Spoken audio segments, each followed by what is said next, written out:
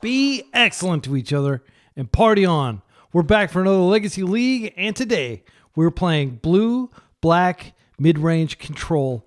This is a no reserve list card deck. You can build the entire deck for less than $1,000, and it has basically all the best creatures in Legacy in blue and black. Let's go through them real quick. We've got Tamiyo, of course. She's a 4 of, even though she's legendary because she just is so dominant. And I'm waiting with bated breath for her to get banned.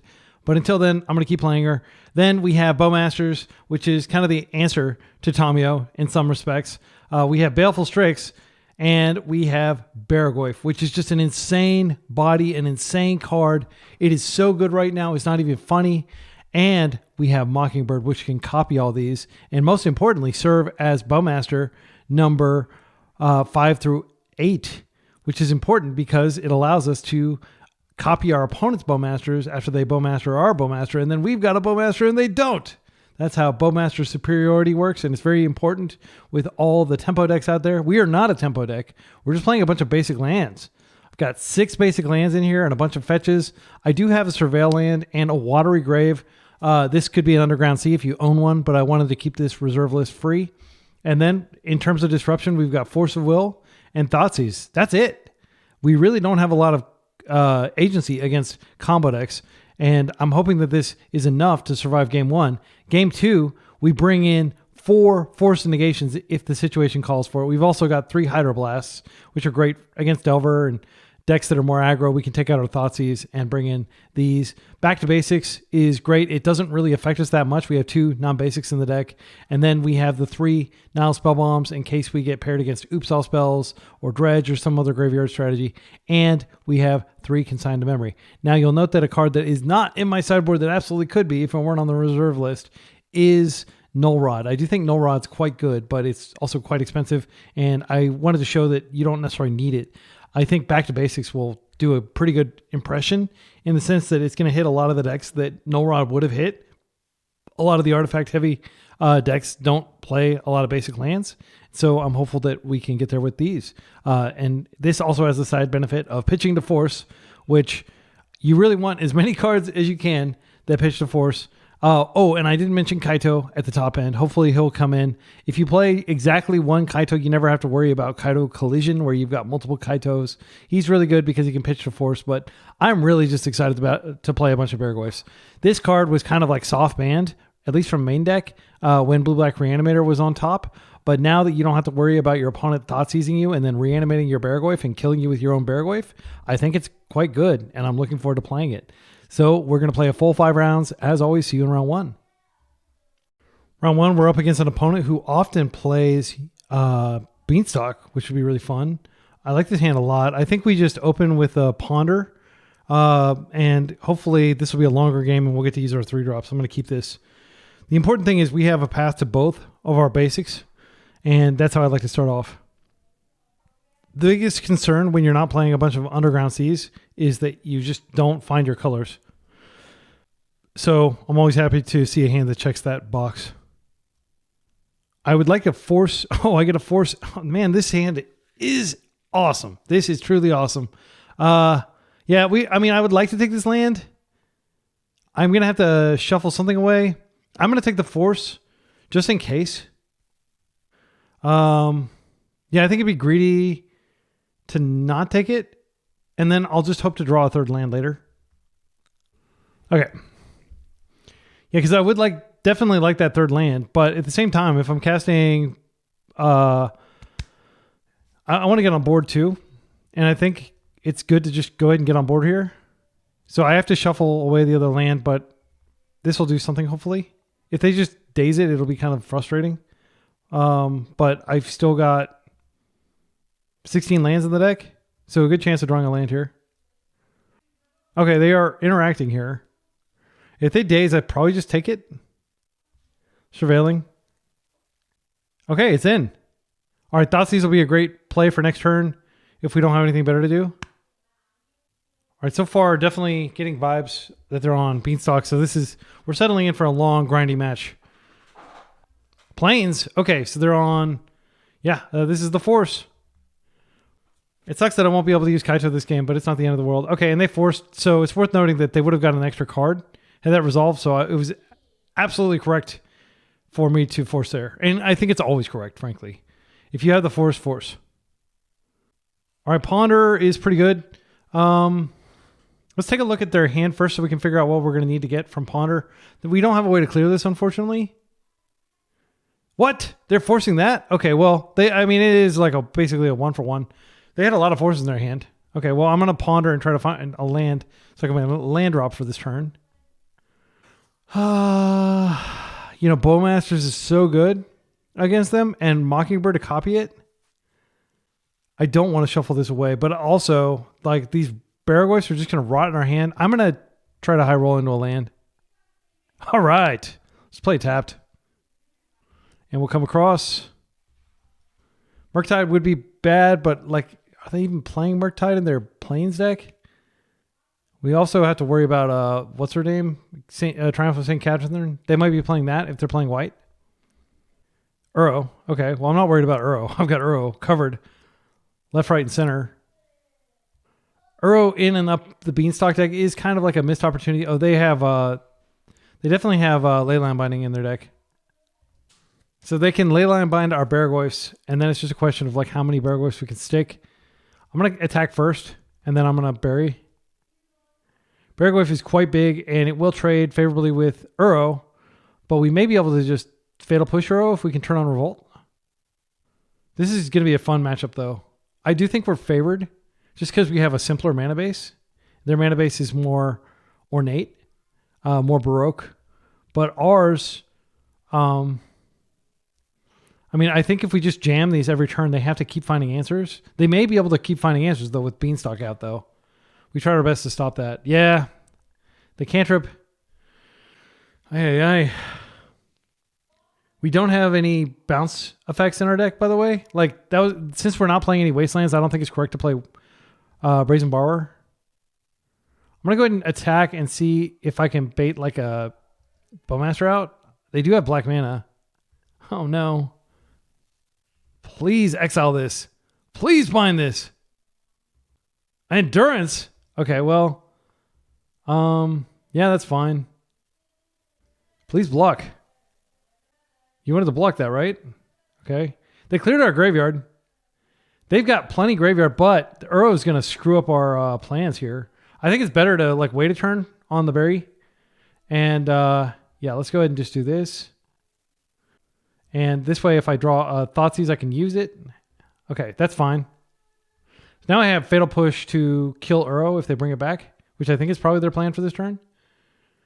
And they can only bring that back once, but it does, every time they bring it back, screw up my Baragwife's stats. All right, they are Lorien revealed. Yeah, that's pretty good. Something my deck cannot do. All right, and they're fetching, so they're still going. Is this a plow? Another Leyline Binding. Man, that Beanstalk is doing some serious work. And this is why I played this before. Because, they basically got a 2-for-1, but we got a 2-for-1 too. So it's not that big of a deal. All right, I think this is a surveilled moment. I don't have the back to basics. I am going to have it in post-board. Obviously, look at that mana. I wouldn't be surprised if that was all the basics in their deck. So this game is very quickly slipping away.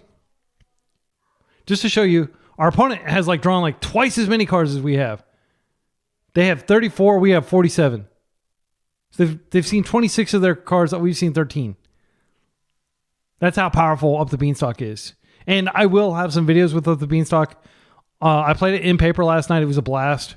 I actually didn't have a good time with Beanstalk. I don't know that I even drew a single card off of it, unfortunately. The entire night. I drew the card from the Beanstalk. I might have drawn one or two, but it wasn't a lot. All right, Barry's in. They're just F6, which makes sense. Yeah, I think we scoop this up. They have Uro coming. Yeah, I'm going to scoop. It's a tactical scoop. I'm not going to try to clock them. They have more time than me. I think there's a mistake I used to make all the time is I need to make back my clock. No, just let it go. So with Uro in the deck, I don't really care that much about it. I don't think Nile Spellbomb is justified. Back to Basics is absolutely coming in. I think we could get rid of some fatal pushes. I didn't see any Tamio in there. She might be in there, but we have ways of killing her. Like Baleful Strix will trade with Uro all day long. We had 2 fatal pushes. We saw half their deck, right? Yeah, there was a maybe we keep a couple of these in. I think that's probably fine. I didn't get any vibe that they're coming for our lands. We're on the play though. I mean, with the back to basics in, it does kind of make me want to take out the Undercity Sewers. Like there are lots of situations where you need to fetch this turn 1 so you have it on turn 2. But this is like kind of a cute techie land. So I think we take that out and then we can bring this one in. We could also play Forced Negation, but I don't think we're going to win going down on cards. It is kind of annoying that this can be answered with Leyline Binding. Leyline Binding is so good. I might have to try the 4-color beans. The format has slowed down a lot. Okay. This is precisely the kind of hand where I was saying, like, we need to go fetch the non-basic. I mean, I've got Tamio plus backup Tamio when they remove my first Tamio. It's a high curve. We didn't see any Wastelands, but that doesn't mean that they're not playing. Like a lot of those decks will play like 1 Wasteland or 2 Wastelands and like a Life from the Loam. I think I just go get the Shockland and Tamio. And then we hope that they don't waste us. Because I do want to be able to Thoughtseize them next turn.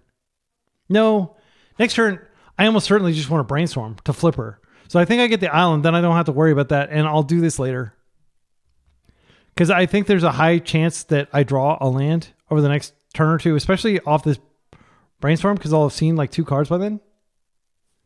So I'm just going to do what my deck does, which is play on basics. You'll note there's no double colored, casting cost on anything. The deck tries to really just have single pips. All right, we're in. And I actively hope that they remove this. I want them to use up all their removal so that my other spells work. Well, I'm going to go ahead and attack. And then I am going to attempt to flip her here. Just because I need to find a second land. I was really hoping they have like at least 12 removal spells in their deck. They might use one now. Okay, they didn't. And we whiffed. At least we found a Ponder. Put back a Fatal Push, which I'll most likely show. Wait, let's think about this. I think it's actually better to put back this and then this. I can still use this, but this is several turns away because I have to find a land. I'm gonna minus this as soon as I get a chance because I suspect that they have Prismatic Ending in their deck. Okay, they're surveilling. Okay, that's 2 colors. There's the Beanstalk that I can't interact with. Again, I think my line was correct that I did the right thing here. I'm going to Ponder first before I decide what to do. Oh, that's great. Okay, I can regrow the Ponder. I think I regrow the Ponder immediately. I still don't want Barrygoyf. And I did just call him Barrygoyf, sorry. It's just like an inside joke. Uncle Barry. I'm going to go ahead and wait Thoughtseize first, and then I'll decide what to do. Okay. Veil, huh? I would love to take your Veil, but I probably have to take this other Beanstalk. What the hell? And they have 4th Aerolingus coming up soon? They don't have an answer to my Tommy, so I think I just keep plussing her. Yeah, let's just do that. I was going to regrow the Ponder. If they tap out, I will Veil them. Okay. So I can't minus here. It's not safe to do so because they can play Endurance. So I think what I want to do is just play another Tamio. And she will serve as my dumb blocker, essentially. +2. And then when they attack, what I can do is I can use the Revolt from this to push. But they do have Veil. They're going to definitely play Endurance Instep. Yeah, their hand lined up very well against my slow start as a result of my greedy keep. And you can definitely leave comments with timestamps if you disagree with any actions I do, like keeping a 1-lander. I mean, I'd say it's working out pretty well for us given the circumstances, given that we're up against this big control deck. Okay, they're doing for 2. Okay, these get debuffed. Unfortunately, I can't push the Endurance. I think what I'm going to do. So I'm going to block the endurance, and then I'll push one of these, and then it'll only lose one loyalty, and I'll still get able to draw half of my deck. I think that works unless they drew force. And I should draw lands when I draw half my deck. Oh, Tommy actually survives. That's great. Beautiful thing. Right, and it doesn't look like my opponent's going to give us any free concessions here. Let's go ahead and draw our deck now. No, I'll attack first. Hopefully they don't have some instant speed thing that I just enabled. I'm pretty sure if they could have done something, they would have done it. I just wanted the clue. She's going to flip here, and I don't have any hasty beats in my deck. All right, do you have a stifle effect? No? Okay, so here's what I'm going to do. I've got, how many forces do I have? I like to count my forces first. Okay, they scooped. Yeah, I didn't have to show them the back to basics, but I did indeed have 2 forces. I was going to back to basics, and then the game would be very trivial from there. So yeah, like my greedy keep paid off. What did we learn about their deck? They're just on like Eternal Weekend 2023. Basically the exact deck that I played. It's very solid. It's slow, but it's solid. I don't think we need more Fatal Pushes. We're on the draw now, so going down a land is really okay. And yeah, it would just be one more card that got locked under back to basics, which is the best card in our deck and what we're going to strive to cast. Orcish Bowmasters being the second best card in our deck. I am very glad that we were able to Thoughtseize them when we did, when they didn't have the Veil up. I think we just put it back. Like, I don't know. I mean, Force Negation is pretty damn good against their deck. Like how many creatures do they even have in their deck? I think I'm going to bring this in. The question is then, okay, what are we taking out? We still have not seen a single Bowmaster, which makes me think Mockingbird is less good. Because this is primarily there to increase your threat count. But I'm not sure about taking out threats. I think what I'm going to do is I'm going to take out a Fatal Push. Kaito is pretty good because it turns any random threat that we have into something that can kill them. But they probably are playing Pyroblast. This is a 2-for-1 in the sense that it's pretty guaranteed if you connect with it that you can do the Surveil thing. It can also lock down an Uro.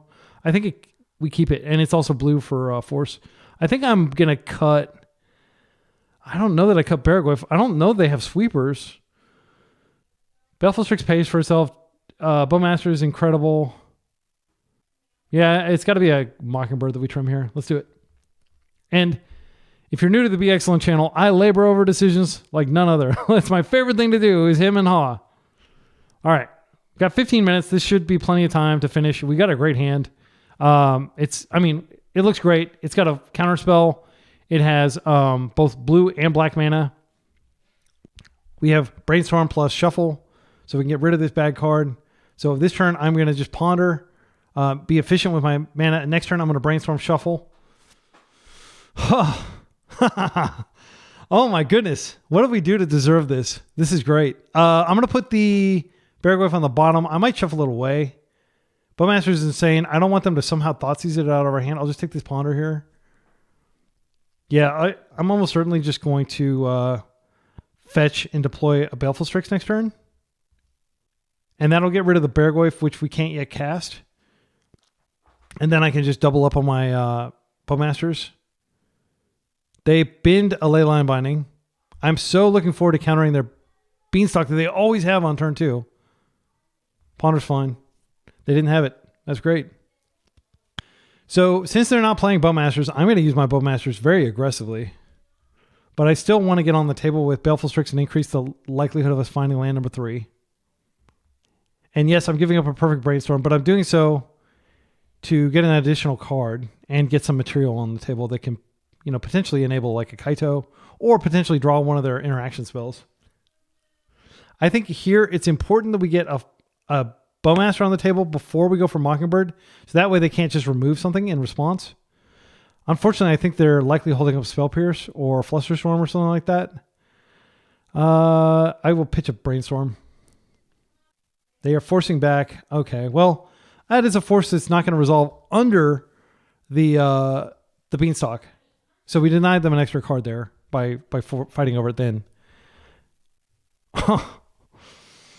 I need to ponder final land. All right. And a Barrygoyf. And I did just say Barrygoyf. Here, I'll just play the swamp first. Do I even... Yeah, I want this land next turn. I don't actually want the Watery Grave because I'm going to try to back to basics them. I want them to tap out a white before I back to basics them so they don't have Leyline up. I'm not sure if that's possible. I think the play here is to just go ahead and Bowmaster them immediately. And then if they try to exile it or do anything like that, and you could say, oh, why don't you wait until they do something? I guess I could just wait till the end step and do it. Yeah, I want this Watery Grave before I get the swamp. I mean, I have a Brainstorm. I might be able to just not play it if I'm going to back to basics them. Yeah, I'm going to go like this. I'll take the Watery Grave just in case. They have to see the Bowmaster coming. Like, have I cast a single Bowmaster this entire time? Of course I'm playing it. Okay. And the good news about this is it might tap them out of white. Like if they plow. Okay, they're Leyline Binding now. Okay, just remove this. That's fine. So they draw a card. They get rid of my dude that I don't even care about. So that's like I guess a 2-for-1 versus a 2-for-1. So a 2-for-2. So I'll hit him. I think the first order of business is play back to basics. I'll play this untapped. Ouch. If this sticks, it's huge. It sticks. And we have Brainstorm to potentially find a force if we absolutely need it, but I don't think it's going to... I'd rather not tap this forever. Oh, please don't have land. You have such a greedy mana base, and I have such the perfect foil for your greedy mana base. Let the karma exist. Oh no, they're going to be able to Leyline Bind it. They've seen 2 Leyline Binds. All right. Well, there's no free attacks now. Here's my thinking. My thinking is this. I'm Mockingbird attempting to copy this, and then I attack. They absolutely could have endurance up, but it's hard. It's very hard. They could also potentially top deck like a... I want another land. Even with 4 lands out, I feel land constrained. I'm going to go for it. I don't have a good answer if they have like Hull Breacher or something crazy like that. Okay, this is great. So what I'll do is I'm going to put back one of the Mockingbirds. Am I? I don't think that I am. I need to protect this. So I'm going to have to keep Force Blue card. I think I put back Tommy at this point. I don't think she's necessary. And I guess I'll put back a Mockingbird. Like Barrygoyf is so strong against them. Yeah. Okay. Now I'm going to go get an island. And I'm just going to go for the berry here. I can't mock yet. Okay, let's just go in with this one. Next turn, if I draw a blue card, I can mock. All right, they're letting it through. All right, and slow but steady. Like we get into a force fight over exactly back to basics. I think back to basics is by far the most important card right now. This is fine. Next turn, they're going to take a ton of damage. Take 7 damage probably. I love this deck, by the way. This is the deck that I took to Japan, and I just played all like 10 days, I think. I played like more than, I think like 30 or 40 matches. Oh, wait, it was more than that. It was a lot of matches. And I was just playing no reserve list. Okay, they are tapping a lot of stuff here. Teferi, no can do, friend. They have forced him back. Okay, that draw trigger. So they're going to bounce the back to basics, I guess. Or they're going to wait a turn? What is their plan here? Okay. So Teferi's in. He doesn't have good things to do. I actually don't even know what they do. Like bounce the Barrygoyf maybe to survive. Then I just attacked Teferi and I attacked them with this. They didn't give me the Hellbent. They're going to draw a card when they use this, and they're going to take yet another damage. They're in a bad place, even with that. Okay. I mean, I could just replay it. What's the point of that? Are you going to counter it on the way back down? You're dead next turn. Like, you're literally dead on board. Good game. Awesome. That's how we expect it to shake out. I'll be back in a moment. I'm going to put my kids to bed and I'll be in ASMR mode. But I'm glad that we got the first round on the board. All right, round 2, I got a good night's sleep instead of trying to play late at night. And I think this is just turn 1 Thoughtseize, see what they're up to. The other alternative is I could get Tomio out, but it's possible that I could. Yeah, I'm gonna definitely keep this. This is a good hand. My hand is very blue. There's a possibility they're on like blue-red Delver, in which case I really don't want to shock this in. Especially because I'm doing 2 damage to myself here. So I think what I am going to do is I'm just going to go ahead and Thoughtseize. I just need the information. I'll get a Swamp. All right, we're already down at 17, and we're going to go to 15 when we shock this in. Okay, well, they have both of these, and they have the ability to use either one, unfortunately. They don't have any protection, but they could draw protection. Oh, man, it's tough. There's no point in taking the land. I'm going to take the cheaper of the 2. Yeah, and now they have to go all in and use their Lotus Petal if they want to try to turn 1 me. So they're on Oops All Spells if you didn't pick that up from that hand. So my life total doesn't matter. Of course. You drew Thoughtseize. What the hell? Do they still have the resources to kill me now? I don't think they do.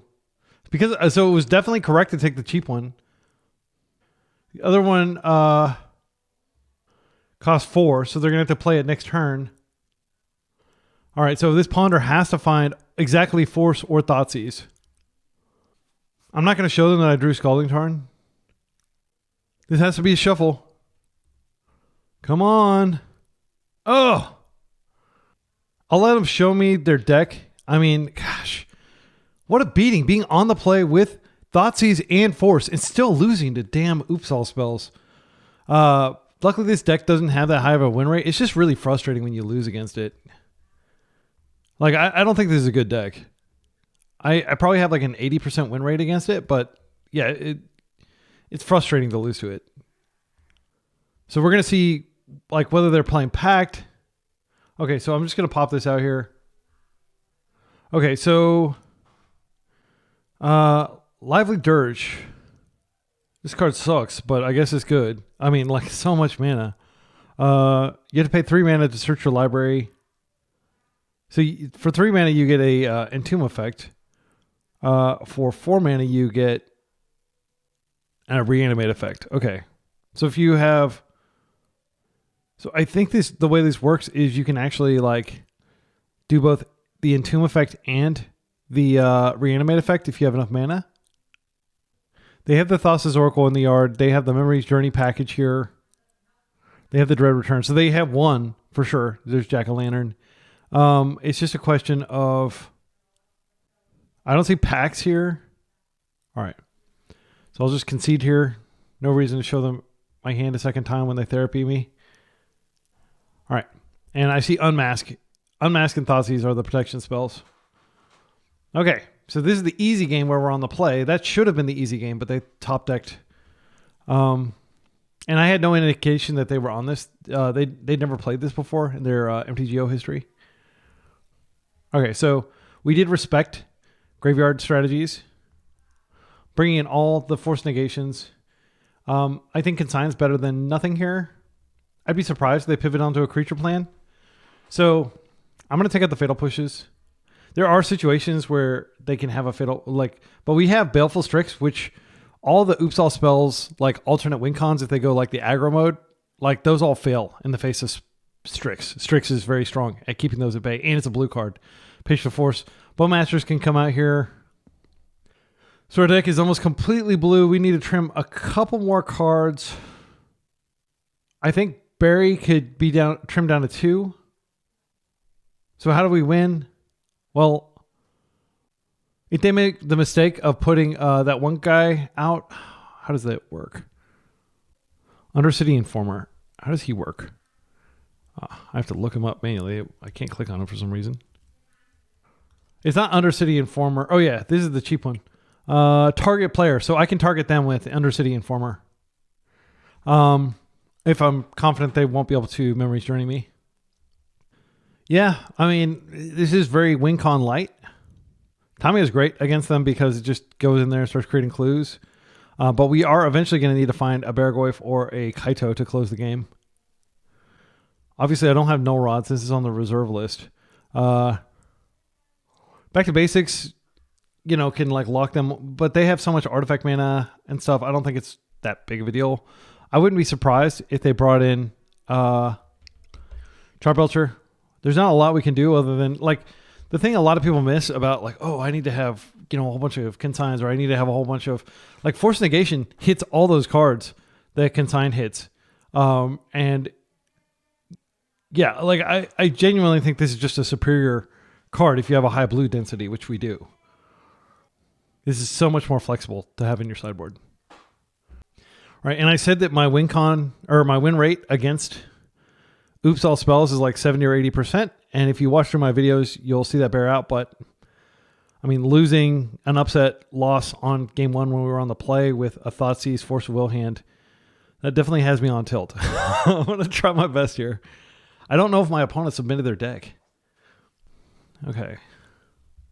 So this is got to be good enough. I'm not going to force, or I'm not going to mulligan a Thoughtseize hand. And this is why we have the Shock Land in our hand, in our deck, and why you should have an Underground Sea if you can afford it. Because we are going to need to fetch a black source with a blue fetch. It's also worth noting Force of Negation can only hit non-creatures. So their actual cards that win the game are creatures.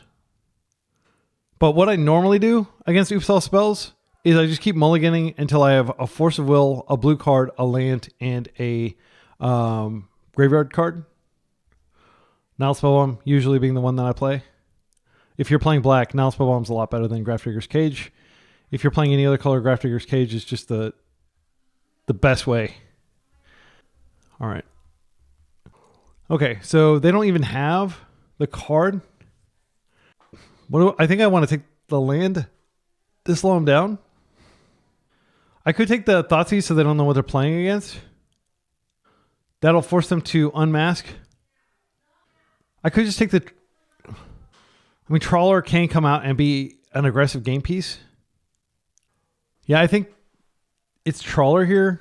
I don't think they're going to play it as a creature, but they certainly could. And then they're welcome to destroy my hand if they want to. They could Thoughtseize me, and they could take both of these, but then I still have Consign. They may take the Consign. So I have to 2-for-1 myself? Okay, they're not doing anything here. All right, so what we're looking to do is close the game quickly. Another Thoughtseize is fine. I think I will Thoughtseize first, and then I'll just Ponder. Okay, so they did find a Spy, so we're definitely taking that. That's how crazy it is. Like, they shouldn't be able to draw those cards. Like, they have no selection in their deck, but they often do. All right. This is a shuffle. We don't need more land. Tommy was great. Hopefully they don't take her, because I definitely want to get her on the table. She's how we win. We just get ahead on cards and draw into tons of interaction. And they're holding off on using their hand disruption, which works out great for me. So I'll just play this out. And now we're going to go to Howling Mine territory. And the way you beat these combo decks, very scary combo decks, is you just kind of surgically build up a critical mass of interaction. And then they eventually have to go for it because you pressure them somehow. And the best draw on our deck is probably Kaito, just because, I mean, I'll take that too. I'm going to go ahead and crack the clue now, tapping out of some interaction because I have a lot of counterspells. I have enough counterspells. Okay, that's great. So now I can stop creatures too. 6 counterspells versus the combo deck. Feels pretty good. And this is why you play these, frankly. Yeah. Have a gander. They're going to take the Force of Will, I presume. The card they exiled there was... Okay, that's it. Yeah. All right. I didn't see any change It is scary to have so few win cons, but you really do want to have the wall of interaction up. Mockingbird's pretty jank, but it is a blue card for force, and I'd rather have that than interaction, like creatures. A lot of times it doesn't matter what you're going to win with. You just pull ahead. Their deck has no way to break parity. No way to get ahead on cards. No selection. You just have to survive. And that's why I think it's kind of a dumb deck. Not that you're going to get too many people coming to the defense of Oops All Spells, but I understand that it's probably the cheapest tier Legacy deck, but play something like this, and you'll get way better at Legacy than playing a deck like Oops All Spells. Spend the extra, $400 or $500 to build something like this. All right, so this is a great example of a trap hand. We're going to mulligan this. A lot of people might think, oh, you got 2 points of interaction. That's not enough, unfortunately. Because only one of them's turn 0. This is more my speed. So they mold, they kept. I'm going to put back Mockingbird, and I'm going to try to shred their hand over the course of 2 turns if they go slowly. Brainstorm's probably pitch to force.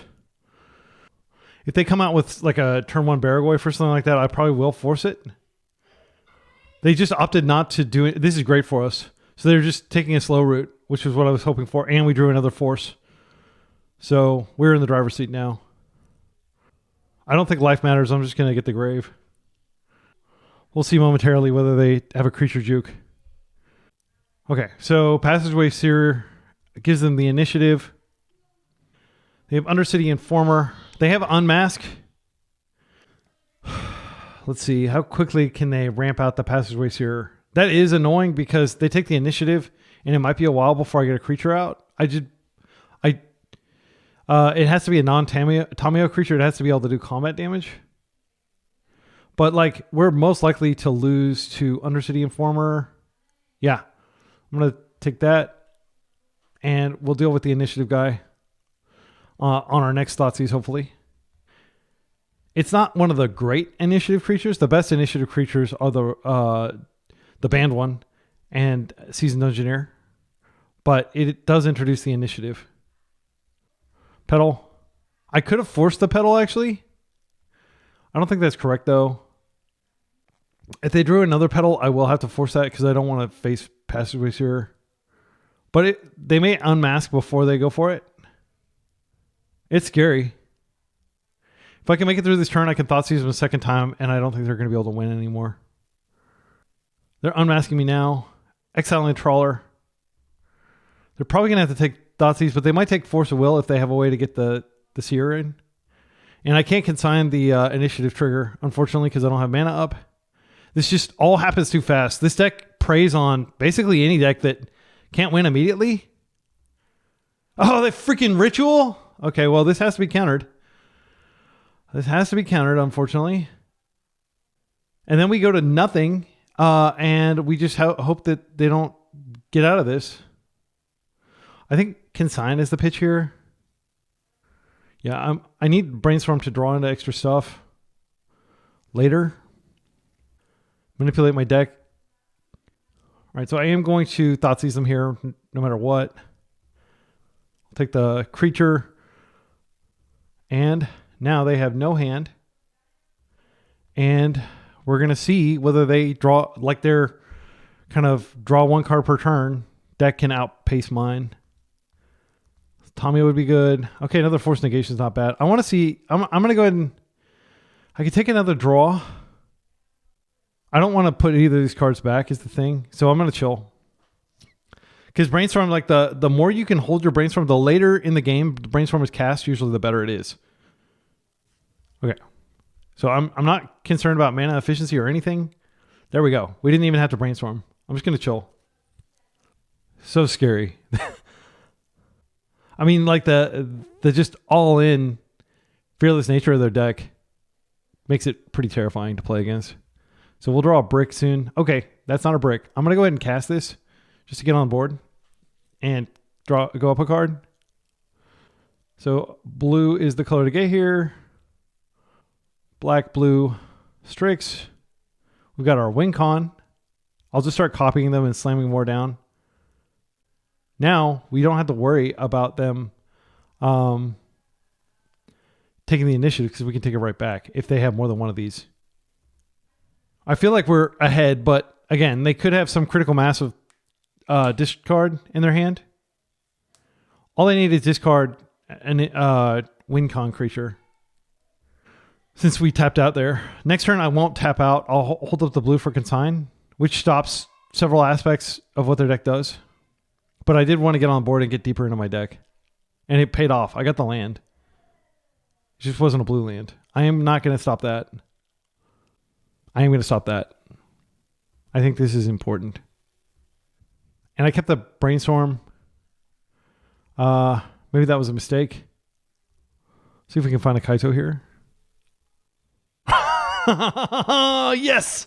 That's great. Okay, so I need to keep a land. I'll shuffle away a land. I'll shuffle away this Strix. Play this out. We're going to go get Island. And hopefully we find a force. I mean, we're not in the clear by any means. But if we find a force, we'll have this blue card. Okay, let's do it. Thoughtseize is great. But it's for next turn. I think we should bin it. They have 2 cards in hand. They have 3 mana. I think we need a force. We got damn. All right, we're vulnerable again. I think they have a 4-drop in hand, which is why they cast the Dark Ritual, or they may have like Thoughtseize plus some spell. But like it may seem incredibly counterintuitive. They may have drawn the 3-drop guy. I think they did. Yeah. Okay. So they have 1 mana next turn. I don't think we can win anymore. Stunning him doesn't do anything. I don't have back to basics. Oh my goodness. Well, I'm just going to attack. Yes. Heartbreaking. But that's just, this is like when people are like, ban oops all spells. I don't think it needs to be banned. I think it's just like really annoying to play against is what I think. So there's a force. We can hardcast it, but it's not going to be enough. Oh, we just copy their dude and kill them with it. Because they don't have green mana. Jack-o'-lantern. Okay. I'm going to put this on top of my deck. Then I'm going to draw the Mockingbird. Oh my goodness. I don't know if this is going to work, but I think this is our best chance. My heart just like kicked up a notch. Okay. They mill their deck. They get an Arco. They don't have the blue mana. Like they could flash back and get a bunch of petals and stuff. Oh my goodness. I'm so terrified about what's about to happen. Wait. I thought it was till they got a land. Wait, why do they still have all these cards in their deck? What happened? Target player reveals cards from the top until they reveal a land card. Is that a bug? Am I crazy? Why didn't they mill their freaking deck? I don't understand. I don't understand why their deck is not milled. Sacrifice a creature. Target player reveals cards from the top of their deck until they reveal a land card. This is not a land card. They didn't reveal a land. I think there's a... Okay. Leave a comment with a timestamp. I can't keep... Well, I need to move on with my life. But as far as I can tell, they still have 38 cards. Where's their library? They still have 15 cards in their library. Okay, so unless I'm misunderstanding... Like, if I'm wrong, and I've somehow fundamentally misunderstood this... Like, but I believe if there's a bug that favors you, you're supposed to just concede the game because that's how the game would have ended, right? Not that my opponent has to do that, but I am going to be reporting this to... Because did they reveal a land? Am I just missing something? They have a swamp in their deck. Holy cow! I didn't see that. Okay, I'm sorry. Sorry for the drama, everybody. I had no idea that they had freaking lands in their deck. Why would they have lands in the Oops All Spells deck? I do see a Memory's Journey. They had to pay 1... but I don't see a way to use it. Okay, so again, much drama over nothing. Like, why? Why do you have this in your deck? Somebody who plays Oops All Spells, tell me why there's a swamp in their deck. Like, why would you shut off your win con? Is that just to go get with Passageways here? So you have a basic land to get? And I don't know why you would do that. It just seems extremely contrarian deck building. I thought I was going to... Well, I didn't think I was necessarily going to win, but what I thought was going to happen is I mill their deck, and then during their upkeep, they can use... what's it called? Which is not in their graveyard currently. To... Okay. They should attack Kaito here. I still have a force on top of my deck, which I can hardcast. So it's not like I'm completely cooked. But Kaito is going to be at 1 loyalty, which means I'm going to have to plus him. Or I probably won't even plus him. I'll probably just attack again and do the surveil thing to get an extra card. But losing to this onslaught would be really embarrassing. But I was correct that they do have Baragoi. They basically transitioned into like a bad creature deck, but they kept their janky creatures in for some reason. Maybe they just didn't have enough sideboard slots. Okay, so that was land for turn. There's the Force of Will that we drew. Okay, so I'm just going to attack and then use the 0 ability and make them attack it again. Because there's no way I can save it. Like stunning and stuff doesn't work. Okay, so this goes to the bin for sure. I'll keep this and I'll take it now. And now I'm going to brainstorm now. I'm giving up on hardcast force here, but I think that's okay. I need to take an aggressive stance now. Tamio unfortunately cannot save my dude. And I was going to draw a bunch of chaff. I'm going to just go ahead and play with the Tamio now because I need to start pulling ahead. Let's get another swamp here. Let's take a look at the graveyard here. I'm going to pop it out. I've got 10 minutes. I've got time to think about this. Ponder my imminent demise. So they have 1, 2, 3 Baragorphs in the yard. I don't see any reanimates, which is typically what people play in these types of decks because I see Cecil, Poxwalkers is still in. So they still have a Baragorph in there. They've got 14 cards left. It's possible that like I could copy that and mill them again and they don't have a second swamp. It's probably just 1 for the Passageways here. Yeah, I'm going to go ahead and take a chance here and just deploy the Tamio now rather than waiting a turn cycle. Because I do want to start getting clues. And I presume they're going to attack this with both. This doesn't have Death Touch or anything, right? There's like Stinkweed Imp. It's not called Death Touch. It's just like some line of text at the bottom. It's like, if a creature would be dealt damage. And I've lost a game due to that. Okay, well, this is attacking here. They're both attacking there. Okay, so I'll just not block, I guess. Just in case they have some sort of combat trick. Bye, Kaito. You were helpful. Let's get a non-land. Oh, that's good. I mean, I'm tempted to just crack it immediately. But I can just crack a clue. Right. I will play it out. I can play this out and still have Hardcast Force. I think I should. All right. We have a few turns before we're dead. We have their graveyard angle covered. We just need to draw into one of our Baragorphs or a Mockingbird would be fine. So if I crack this fetch, I do drop low enough that I can die a lot more easily. They are opting to do that. I think Baragorph on either side of the table is going to be extremely devastating. Okay, they're going to do something with this mana. I'll take it. Okay, maybe not. Why would they play it out, shock it in? What card could they have that they can cast at instant speed? I don't see any. I'm going to go ahead and use this clue. Okay, we drew a Thoughtseize, which I don't think we cast. I'll take a natural draw here. I can flip Tamio here. Oh, that's great. I think that's probably game. Let's go ahead and attack with Tamio. I'll bury. He's a 6/7. I could go ahead and flip Tamio, but that involves using my my thing. I've got a very high likelihood of drawing a force here between these two actions if I absolutely need to. Like if they have their own Baragorph. They could cast Fell the Profane on my dude. That's 4 mana. Okay, Lively Dirge. Search your library for a card and put it into your graveyard, then shuffle. Choosing return up to 2 creature cards with total mana. Okay, so I'll just go ahead and pop their graveyard here. So they only chose that one mode, right? Yeah. Bloodstained Mire. Okay, so this resolves, and they don't have any creatures to put in. All right. They're going to attack me for 1, I presume, with this Narcomoeba. Okay, I'm going to go ahead and crack the clue now. Getting, I believe, the last land out of my deck. No, I've got 2. They're hellbent. I just need to keep up force next turn, and I should be fine. Now I've got 2 forces. Keep ripping these lands, but it's okay. They can sacrifice... Well, they don't have the mana to sacrifice that. So they just jump here. Okay, I go up to 12. I'm going to get back... I will always do this.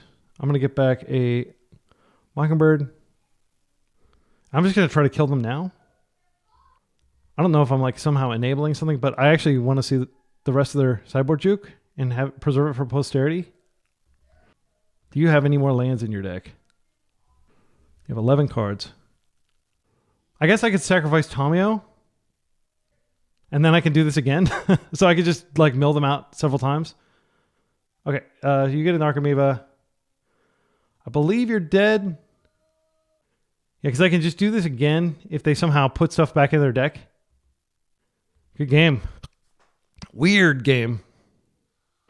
All right. Well, that's like the check. Like it used to be like if your deck sucks against Delver, your deck sucks. If your deck sucks against Oops All Spells, your deck sucks. Unfortunately, that is a test you're going to be put to periodically. Round 3, we're up against Up the Beanstalk. This is great. Beargoyf, Baleful Strix. We don't have a Force of the Beanstalk, but I'm not going to be too picky. They're not on combo. At least historically, they haven't been. All right. This is a start. Baleful Strix will come in and disrupt Tomio, but she may be flipped by then. But Beargoyf gives me hope that we'll be able to beat her down. Restrict her loyalty a bit. I think this is just a Island Ponder. And I wouldn't mind finding stack interaction. There's stack interaction and a second Beargoyf. This is about as good as it gets. Just like the Jack Nicholson movie. I'm dating myself. Okay. Yeah, I'll put like, next turn we Watery Grave so we don't have to shuffle any of these away. Take 2 damage. I don't think life is going to matter too much. Yeah, I just want to force in case they Beanstalk. They could be on the Days version. They don't seem to have any Days in here. It's like a big deck. This is a different deck than what they're playing, though. This deck doesn't have Tomio in it. So I'll put the Brainstorm on the bottom just in case I do opt to shuffle next turn. But why would I shuffle? Yeah, the reason I'm playing 4 Beargoyfs is because in these kind of fair matchups, I just want to jam Beargoyf all day long. All I do is Beargoyf. Because like it's every single turn puts them to the test. Do you have removal or is the game over? Okay, coming in for a hug. I don't have a lot of answers to a flip Tomio other than just aggro. But I can force protect a Beargoyf and stick another one. They always have it. You don't force this, in my humble opinion. It's 2 for 1 yourself is just too backbreaking. You will occasionally lose to Runaway Tomio. It's going to be close, though, because what's going to happen is I'm going to play out this Strix, which doesn't affect Tomio at all, just to draw deeper into my deck. And Beargoyf is going to get like basically 1 crack. Definitely not concerned about life now. Black, blue, Strix. Draw deeper into our deck. Okay. And now we have Force up. And what we're going to do is we're going to Beargoyf and we're going to, cling to the living daylights out of this Beargoyf because he is what's going to reduce Tomio's power. He'll be a 3/3, assuming they don't cast anything else. Okay, yeah. 3/4, rather. So he'll be debuffed to 2. So he'll initially just keep parity. I can't fight a Beanstalk here. I am going to fight a Beanstalk. They have Spell Pierce. It's devastating. But what I can do is I Beargoyf this turn and then I Beargoyf the next turn. No, it'll be too late. It'll be too late. If they can interact with this. But Beanstalk is just devastating on its own. My own Tomio, it's a little late to the party, considering we're on the draw here. Yeah, actually, do I have 2 turns? No, really I only have 1 turn. This has got to work. They didn't force the Beanstalk, so I think this is a good matchup, but it's hard to stop. Like, a lot of people might be, why didn't you just force the Brainstorm? They had a second one, and it might have bought us like a turn cycle, but they might have had that Brainstorm in their hand the whole time. They're like, sure, you want a 2-for-1 yourself? I'll just cast my second Brainstorm. This leads me to believe they have interaction. Even a blocker is enough here. I don't have Shielders Edicts or anything like that. Okay, yeah, we were going to concede. That was frustrating. Get used to it. It's legacy. It's going to be like this for 4 months until they ban Tomio. They will ban Tomio. I would bet, like, I'm not a betting man, but I would bet hundreds of dollars on that. Okay, we did see 3 colors. So back to basics, I think, comes in. I think we could bring in a couple force negations. We did that in round 1 against Beanstalk, and it worked out. I think we trim some fatal pushes. They're on the 5-color version, which means like probably Tomio is their only creature.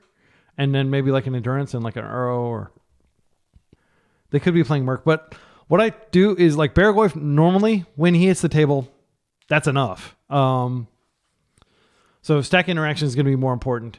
Had I let the Beanstalk go, then I would have had force to defend against the Leyline Binding, but they would have drawn a card, and I think there's a decent chance they would have just drawn another Tomio to block for the Planeswalker. I'm not going to stray from my heuristic that you always force the Beanstalk. Mockingbird is less good when they just don't have any creatures to copy.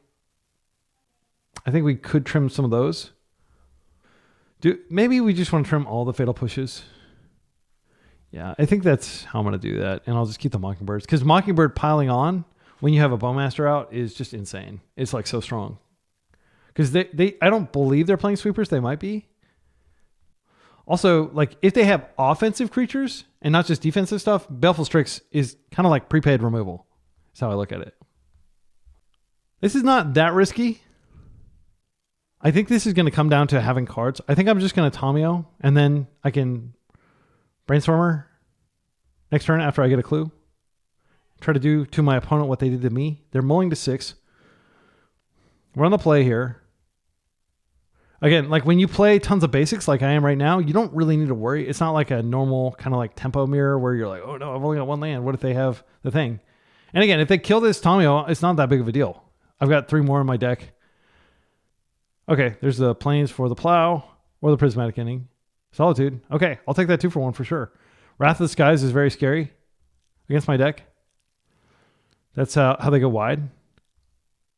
So seeing that is going to inform how I proceed. They didn't have the Ephemerate there. Not that they would play it, but it is something that you can do. So this is a Ponder. Let's find a land. An island. I think we just take the island. And then next turn we can Tommy. I could even Ponder just to get deeper into my deck. I think that's totally fine. I've got plenty of blue cards for force. I actually don't want this second force. I do want the Tommy, but I don't want her to the extent that I wouldn't Ponder her away if I didn't see a land. Ideally, we see a land and a Tommy, and then we can shuffle away that second force. Okay, this is fine. This is fine. I'll just take the swamp now. Okay, and next turn, we'll play Tommy, and we'll Thoughtseize them. And then if they attack Tommy through some means, we have Brainstorm up. All right. They probably have a Beanstalk, which is why they were willing to use Solitude. I think they over-respected Tommy there. Carpet. We don't do any mana denial. I think it's fine to just give them this. Counter their spells. That may seem extreme. But like back to basics, like to some extent that ship may have sailed. I won't be fetching any more islands for the rest of the game though. I'll just get my swamps. I have 3 swamps, I think. Okay, there's the Beanstalk. That's what we fight. They have 2 cards left. We should be able to take one of them. Let's go and do that first before we put our Tommy on the stack, just in case they have a force. Okay, Velia is a great target. Now they have a land, so I'm glad I didn't interact with that. Let's play this out. If they do draw a plow, we'll do that. But I like to get a clue, and there's no reason to rush here. They have lots of exile-based interaction in their deck, so it's not like Tommy is going to ultimate against them. 2 blue in the pool. Cycling. Love it. Yeah, that's a good play. I don't think I've ever cycled this, but it makes sense in this context to do so. I'd love to find a Baragorf now. Force is not something I'm going to complain about. I'll just come in. I'm just going to continue to Howling Mine them. Again, like I think people are overly eager with flipping her. They have at least 4 main deck ways to remove her instantly. And they do have the mana now to pay for Leyline Binding. And I don't want it to burn. Yeah, and basically as long as I've got this mana up, I have a way to protect her from their removal. Like half of their removal. Wrath of the Skies, importantly, cannot hit Planeswalkers. They've been a Felia at this point. Felia is not going to get them where they need to go, so that's a good decision in my opinion. Karakas. Lorien revealed for 3 cards. So they have this Karakas out. If I draw a blue card, I could force this. And then, yeah, I'm going to go ahead and try it. I'm not going to give up on my Brainstorm here. All right. I'm just going to let it resolve. So what I can do is I can Thoughtseize the best of those cards out of their hand next turn. And the moment they go to Karakas this, I can Brainstorm. They'll probably do it in my... Oh, they're doing it now? Yeah, I'll just do it now. Okay. And let's think about this. So we get Swamp and we can double Thoughtseize them. I think it's better than holding up these forces. I guess I'm going to redraw one of the forces. Okay, they're tapped out. They did not Solitude over the top there. Let's go ahead and plus. Go ahead and Thoughtseize them. Okay, they've got good cards. So these are all good cards. I'm going to want to Thoughtseize them all. Unfortunately, I'm not going to be able to Thoughtseize. So the Leyline Binding is probably the highest priority that deals with Tommy. And then I'll just fetch Thoughtseize again, deal with Merc, and then they'll get a Ponder. Okay. All right, we're sitting duck. We're a sitting duck, rather. But we do have a flip Tommy. And I'm going to minus Tommy the moment I get a chance. So I'm going to minus Tommy and probably just get a Thoughtseize back. If they don't like, no. I mean, they're not going to ponder into a land and hold it. So if they have a card in their hand, I probably will just get Thoughtseize back. Brainstorm. Desperately looking for Leyline Binding, I would imagine. I'll probably just get back a Ponder here. Maybe a Brainstorm. Looking for like Bowmaster would be good. Because it's 2 bodies. Did they find it? They did. Okay. Well, now I'm just drawing 1 card per turn like a chump. Unfortunately, well, that can fetch my remaining Swamp. Okay. So we're staring at each other. They have their mana under them. They are a bigger mana deck. We're unfavored from here. I do think this is a favorable matchup. That Lorien revealed was extremely generous to them. I'll basically force anything they put on the stack that's meaningful here just to be mana efficient.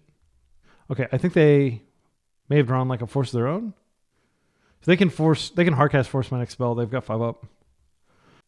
All right, I'm going to not crack because if I draw a Brainstorm, I want to put this force away. I mean, I hate to do this, but I think it's fine. I'm just going to Kaito, and I'm just going to plus. Should I Surveil? I think it's probably more impactful. I'm going to bin this. I'll top this. Okay, and like even if they remove this, they're going to have to deal with the Bowmaster, and we're just going to gradually try to grind them down. They have so many scary things that can come out. But like a Merc, I can at least... They don't have Beanstalk out yet? Okay. Yeah, that sucks. I mean, it's a 1-for-1 with a little bit of an effect on it. I'm just going to hold this Bowmaster in case I need to force something instead. If they put like a Brainstorm on the stack, I will make them have the interaction. I'm going to go ahead and do this now. No. I mean, I'm tempted to just force this. I think I am. And if this resolves, then at least I've got a Bowmasters to... Yeah. Okay. Even this late in the game, like I think it's absolutely correct. Their deck is built to capitalize on Beanstalk. It's called Beanstalk. And that's an indication that... I'm going to go ahead and play this. They'll just bounce it back to my hand. They don't know that I don't have a Brainstorm in hand but they'll know that in a second when they bounce it. We've got tons of time on the clock. My opponent's very expeditious with their clock for a Beanstalk player. Like, Beanstalk's a hard deck to play. There's a lot of lines. It's a lot harder to play than what I'm playing. There's some white mana. This might be a Hardcast Solitude. Just burning it off. I think we do get on the board here. At the risk of them having Hardcast Force. Okay. I don't think ambushing is generally correct. We get a body out of it. It's kind of a 2-for-1. I'm going to come in first and see if they foolishly burn off some interaction, or if they could flash in Felia. Buries in. Not a lot of point in playing this out, but I guess I will. Yeah. They're just going to bounce it back in step. We're doing the do-si-do there. It's kind of like the Maze of Ith thing, like, do you bother attacking when you know you're just going to get mazed? So they need to find interaction now, or Baragoyf will take over the game. And that's why I'm playing 4. Again, I realize that there are lots of suboptimal situations. Yep, there we go. But keep in mind, that would be cantripping if I hadn't forced. And they had the plow for my Bowmaster anyway. So it was 100% correct to force there, which is just further reinforcing my heuristic that you should always just force the beans. Okay, we're coming in for a hit. I'm not going to play out the thing.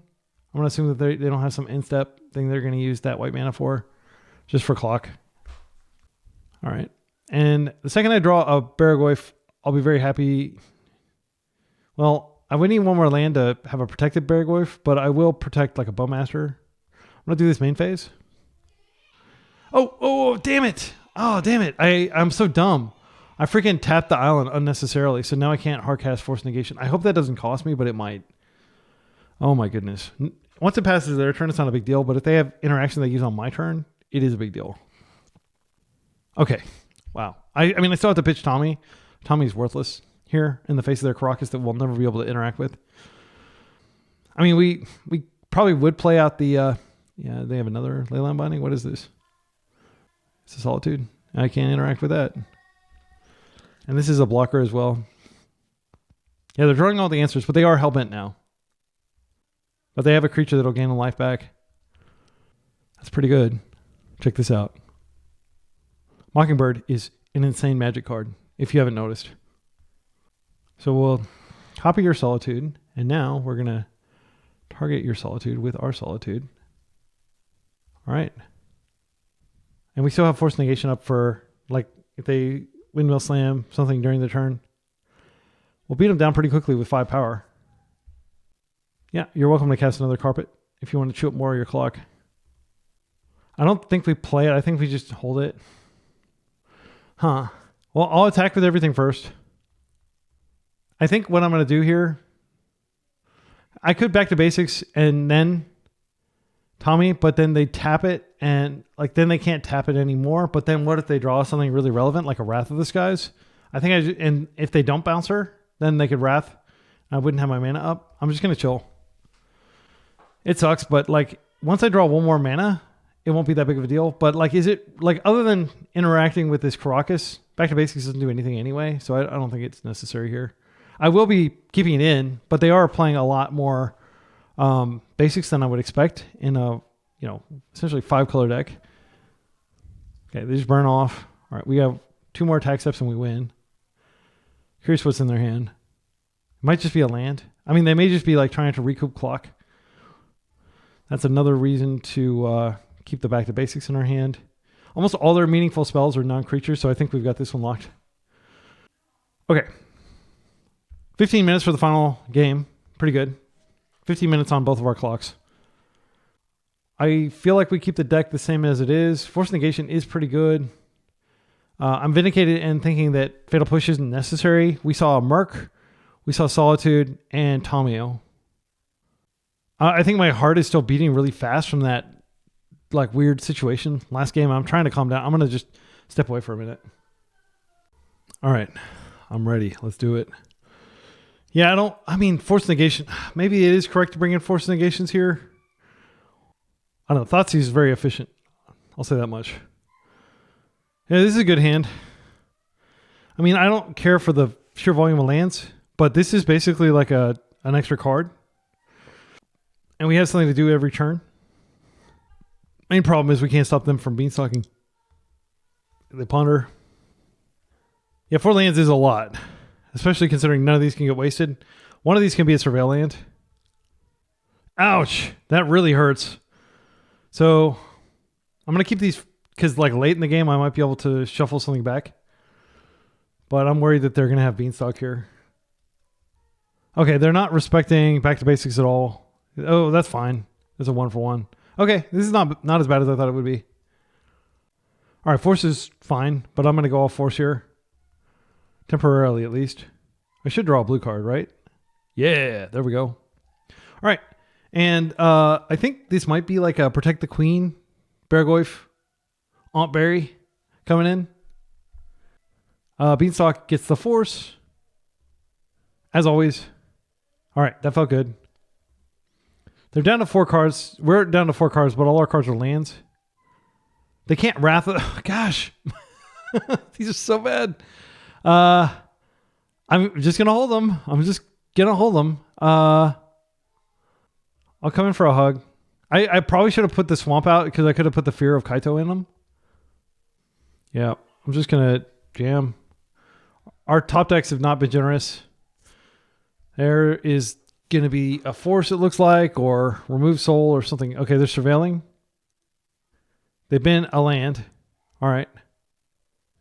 If they murk, they can get rid of their graveyard, and it'll take most of Beargoyf's power away. Plow. All right. That's a 1-for-1. Ugh. Yeah. This is just like the fail rate of a deck. Like, we're playing 19 lands, which is a lot. Like, a tempo deck plays 18 generally. I mean, if we're going to draw cards, that's a card. I think we have to get lucky with the timing of the Bowmasters. I'm not going to just main phase it. We're actually kind of running low on swamp, so I'm going to use this one to surveil. I will play it in step if they don't do anything.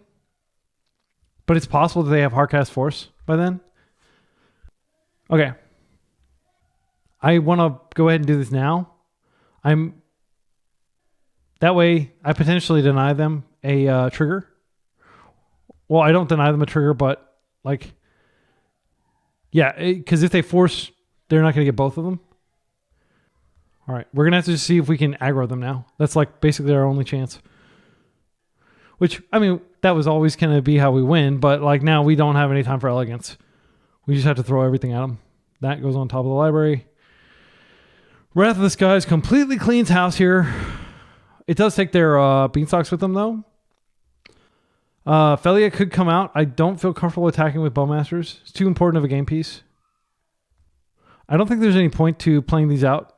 Well, I will play one out, and then I can shuffle the other one away, because I need one to shuffle. There's the Felia, so I'm looking pretty smart here. They can use this to blink this. They can blink the army. Felia can attack and blink something, blink the Goyf out of the way. Okay. Do you have like an endurance? Brainstorming now. I think they're hoping to hit like some sort of interaction spell so they can get rid of the Goyf. Otherwise, Goyf is just going to take this out. I'm not going to live in a world where the endurance takes it out. What is this? Solitude? Oh, it's just absolutely backbreaking. Yeah, we've lost, unfortunately. I don't think we're coming back from this. They're about to draw 3 cards. Exile my dude. I get my Bowmaster back, but they have a Felia on the table. They can start blinking this every turn too. I'm trying to think of what we could even draw here. I will grow the dude and do some damage to them, but they have lifelink now. I mean, Brainstorm is the answer. Good game. I'm not even going to play it out. Like this, anybody who says you're conceding too early, like this is an unwinnable game. I think we're like less than 1% to win this. Round 4, we're 2-1. We're up against Chunha. I have no idea what they're playing.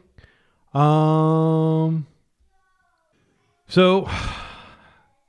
it's a good hand, but we aren't guaranteed to draw the second land to unlock. Also, if I want to have access to Fatal Push, I would need to... We have some high curve. These are good late game cards. I'm going to shuffle. This is a lot better because we have Force Protection here and against an unknown opponent. Okay, so I think we're going to put back I'm going to put back one of the Strix because I can always copy a Strix with Mockingbird, and I can also copy a Bowmaster. So I'll keep this.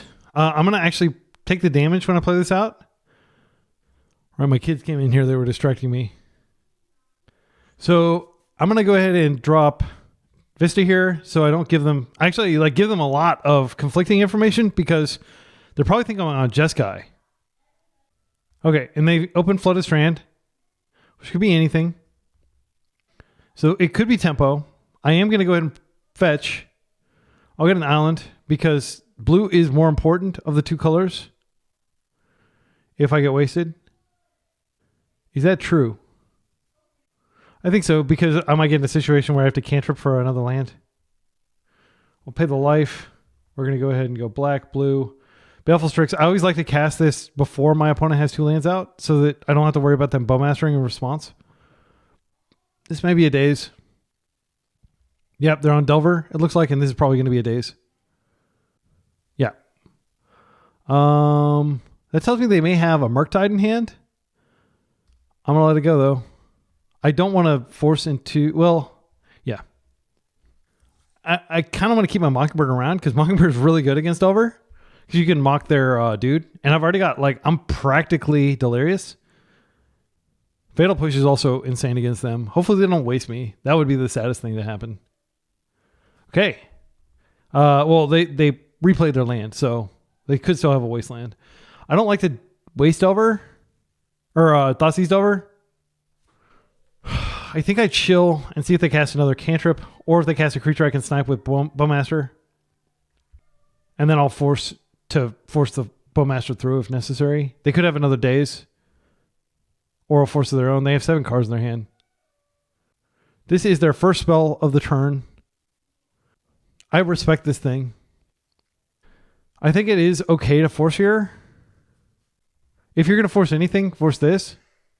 Because this goes crazy. And everything else is kind of managed. I don't think it's correct to play Bowmaster here. I'm going to chill. Okay, there's a Ponder. Let's go ahead and Ponder first.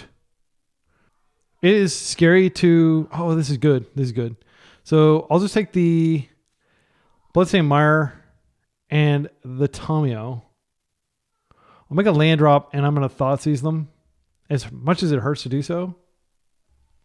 And I'm not going to do anything to them anyway, but like if in a pinch I could, like, I guess Fatal Push them, but I wouldn't do that. Okay, so they have another Quarry. They also have a Bolt. Like, these Quarries would have been absolutely insane. So we'll take the Quarry. So their hand is Bolt, Bobble, Force, and a land. I think it was 2 lands. There's Tommy. We know they didn't draw a blue card for Force yet.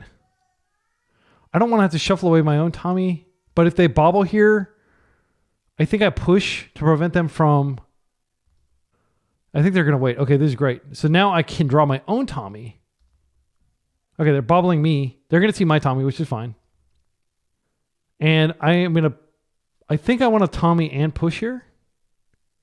So let's go ahead and push. Well, they don't have a cantrip in hand. And then I'll play my Tommy. Wait, they have a Bolt in hand. I think I just had to trade Tommy for Bolt. Yeah. And they can just cleanly Bolt. There's nothing I can do about it. But it is 3 damage not going to my face. And it is a 2-for-1. I could have Bowmaster there, but I think Bowmaster is going to be more important than Tommy. Maybe it was correct to just Bowmaster. And then I have Tommy up against like them having basically nothing going on over there as far as I can tell. I'm going to Surveil. I know that my top card was a land that I didn't want. Okay, this is perfect. So we have both Tommy and Bowmasters now. So let's take the Tommy first. They may force here. Just because the Tommy on an open board is check, basically. They do force. Okay. The card they pitched was a Daze. So that's a Daze that won't stop my Bowmaster if I get a opportunity. I am going to take this opportunity. All right. I mean, this is about as good. Like, I like to use the Bowmaster as removal, but at this point, their DRCs are going to be very delirious. So it's unlikely we'll be able to snipe them. And a lot of these decks don't even play Delver anymore. If they're playing Tommy, they probably shouldn't even play Delver. I don't think our Bowmaster is long for this world, but we should get a second ping and potentially like have this 2/2 on the board as a game piece. Okay. Interesting. They didn't do anything with that. They may be lining up for like a big turn next turn. I don't know what they could have that could disrupt our ponder here. I'm just going to ponder before combat. Beargoyf is insane. I don't want this force. I think I just go ahead and mock immediately, and then next turn I bury. Beargoyf, one of the reasons to play for Beargoyf is precisely this matchup. Please don't bolt my dude. It is worth it for me to try. Oh my goodness. This is just devastating. All right. So now they have 2 of these things to worry about. So we're going to come in. I don't believe they have any flash threats. I think we might win this. Okay. That's not a big deal. Bubble, which they're probably not going to want to cast. If our life gets low, this does have flying, so it can block. All right, so I'm going to go ahead and sail in first. I'm going to hope they don't have a daze here. I don't think they take this trade. And now the big bad. If they daze, I mean, it sucks, but I think we're still in a pretty good position. They have maybe 2 cards in their entire deck to deal with this. Okay. That's how you do it. So we're bringing in the Hydros. So the Thoughtseize all get cut in here. That's a very easy cut. I think we might bring in some Spell Bombs. So that's 4 card substitution. I don't like Kaito a ton in this matchup. It is one of the answers to Murktide, but the fact that we have Mockingbird that can fly and basically buy time, it just sucks to get this out and then have it be Pyroblasted, which they're almost certainly going to have Pyroblasts. My instinct is to take it out and put in a Nile Spell Bomb. Back to Basics is not worth playing. They have Pyroblast anyway. Not in this matchup because all their things are like 1 mana. I think we just do it like this. Nile Spell Bomb growing our Goyf is nice, but they often have their own artifacts. I think they have like 8 artifacts in their deck, so that's not really a consideration. But just managing their graveyard can be pretty good. This is... I probably should have taken out the forces too. I think this is keepable because we can just play off our basics. I can force pitch force if they do something disturbing early. I'm not going to worry about that. It is not as high a likelihood of flipping as it used to be, I don't think. I think this is just immediately ponder. And if they daze a force, I'm not going to lose sleep over it, but I'm not going to sit still. I need to get land number 3 lined up. Fatal Push. This is an insane spread. So next turn we can't do anything with that fetch if we want to get this other... We want all 3 of these cards. I think I just parked that fetch in there and I don't do anything. I could always mock their Flip Delver. That's not a bad play. So I'll take the Brainstorm. I mean, Fatal Push is good against them too, but if we mock their dude, we'll just trade with that and then this Mockingbird will be removal, essentially. I'll put that on the bottom. I'll take the Brainstorm now just in case I have to double force, which would be an embarrassing situation to get in. But I could do that without losing my Mockingbird.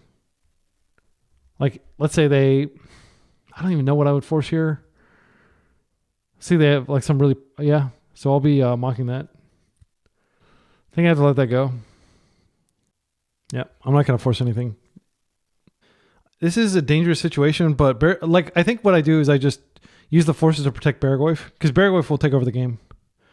It's already going to be the 3/4. It's weird that they put it on my opponent's graveyard alongside, and mine are like stacked. That doesn't make any sense to me. Okay. As a software engineer, I'm always like looking for like a little weirdness, like what's the logic that dictates this? Okay. So we'll take our 3, and they're just going to try to tempo us. So, yeah. I'll just play this one out. This preserves the optionality of the fetch, but there's no way I would ever fetch here. So you can copy the flip side, which is nice. Right, and now when they attack, I'll just trade. If they bolt, it's okay. I could force and they probably won't daze, not knowing that I have a card on top that I want to keep. Oh, yeah. I think this is a force. Yeah. I'll let them resolve their trigger first. Force pitch force. They're fetching. They are getting low in cards in hand. I would love for them to brainstorm like desperately here to try to save it. Pyroblast. Okay, that's a 2-for-1. Now the Quarry doesn't do anything this turn cycle. I think I saved this force to defend Barry. Yeah. It's scary. This has to attack, so I'm going to trade with this and leave the Insectile Aberration. Okay. We'll take our Fatal Push, which is very good against their deck. Now we'll go get Swamp, and I will get an Island. And we're going to hope that the Lifelink does this right. This cannot be Pyroblasted. They daze. I will force. Please don't have a second daze. All right. This is our stand. If they have the Brazen Borrower, they can put it back in our hand for a turn cycle, which may be enough. This is the first spell. We're at 9. They could, in theory, like burn us out. They replay their land. 2 cards left. Bobble, triggers. Crack through the bobble. They don't attack. They could have attacked in the air. They're planning the double block. Okay.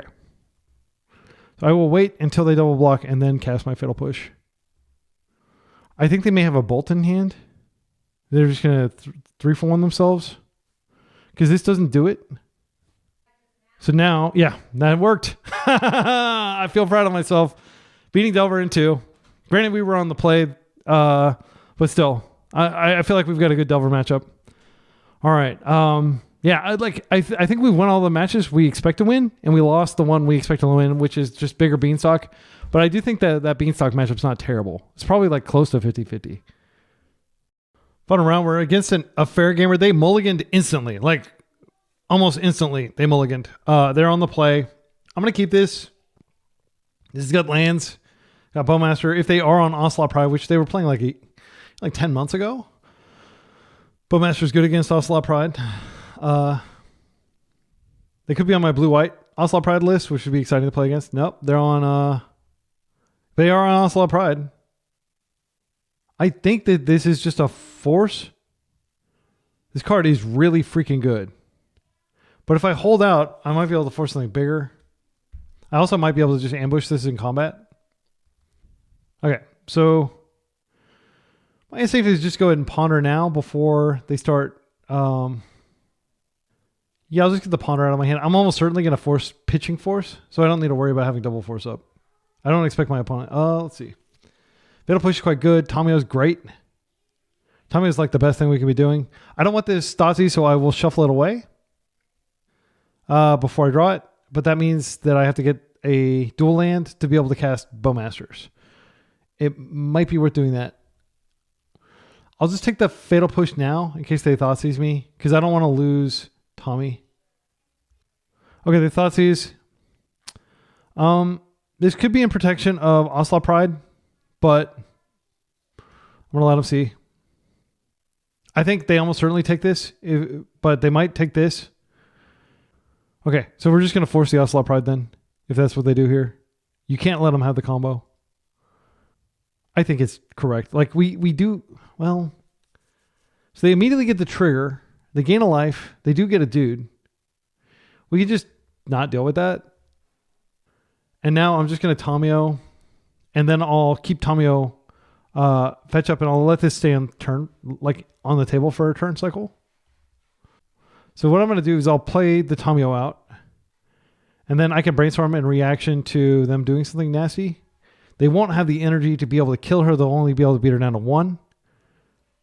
But they could have Bowmaster. So that's definitely, like, you want to be very careful. But the fact that they're backstreeting here means they're going to have 1 less mana, so they can't both push and have Bowmaster up. They have to do one or the other. I think this is just a block. I want to preserve life total. I don't believe that they're going to be able to kill me here. All right, great. I think they have Bowmaster. Oh, I was supposed to freaking surveil or fetch. Yeah, that was dumb. Sorry, my excellent friends. I mean, they could have like pushed with the surveillance stack. Maybe it was actually fine that I did that, but it feels bad. Play that out. I'm going to go in for a hug. Then what I'm going to do is post-combat, I'm going to attempt to brainstorm. They're going to play Bowmaster. I'm going to push the Bowmaster. And then I'm going to have a flip Tamio that will completely take over the game. They'll get 2... So they would be able to potentially get this up to 3 to attack Tommy. I'm going to go ahead and go for it. Okay, here it is. Oh, it's a plow.